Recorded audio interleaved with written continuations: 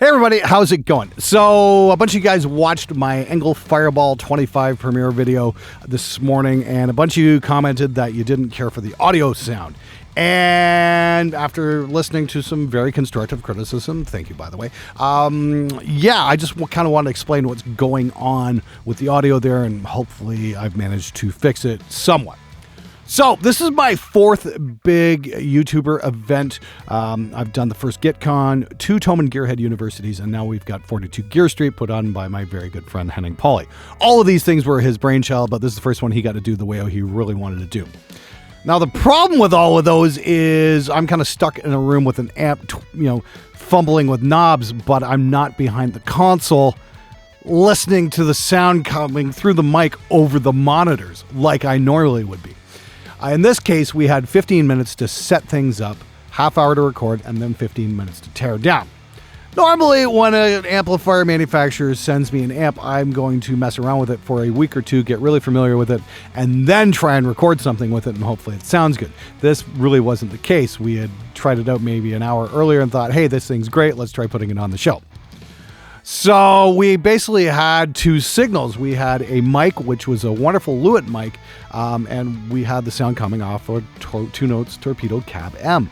That one was actually my insistence was that we'd have some kind of cab loader that was capable of switching off the cab, because my intention here was to take the signal and run it through one of my custom impulse responses here at Spectre, which is what I did, and I defaulted to my normal Engel Fredman cab setup, and it's usually amazing. It usually works on pretty much everything.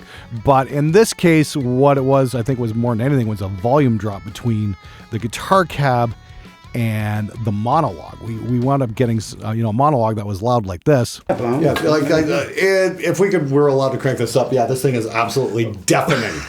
And the recorded volume was this. It just makes it, louder is always better. So this makes things sound very thin and small. And this is something I should have watched for. Okay, I didn't get my levels right. So that one is strictly on me.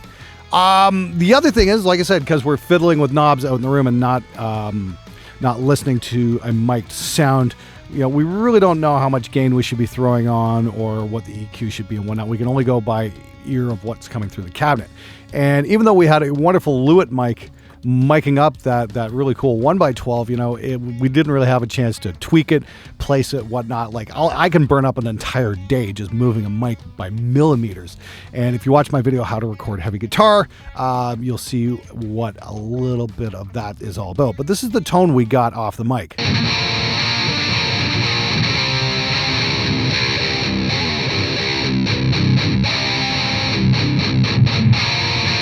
It's a little bit spiky for my taste. Like the first thing I would have done after hearing that across the sound monitors was moved it out from the center a little bit more towards the edge of the cone, maybe by 2-3 millimeters. Not a whole lot, but just enough to take a bit more of that buzz off. But even that, in comparison with the IR, is significantly louder.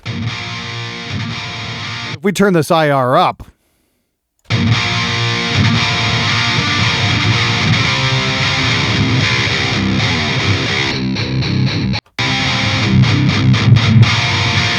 so it's still a little bit spiky, and what I did, I thought I'd try tweaking it out just a little bit more, and I'm running it through some new prototype impulse responses from Lancaster Audio that haven't been released yet, and I'm really digging the sound. It's pretty beastly, and we've got a fair amount of volume coming out. So if we go from the old impulse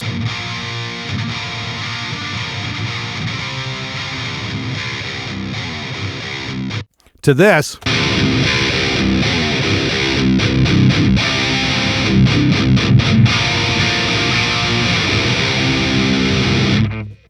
now, for those of you guys who didn't stick around till near the end of the video, we did find the mid-range boost switch. And I got to say, I was kind of really digging the tone by the end when we kicked that in.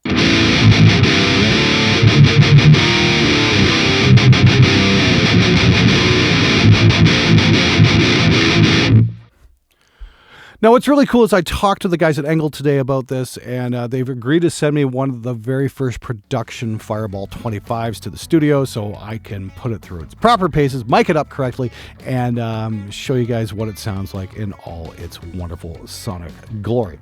Because the tone we got in the basement was pretty wicked, but then again, we had it cranked up pretty loud.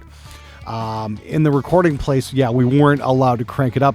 There were attenuators provided, but they weren't hooked up to this amp because it was just kind of like, hey, let's set it up, record it, and then tear it down. Because like I said, the Engel guys never even planned to do a video on it even to begin with. I'd kind of like, no, let me try it out. This thing's great.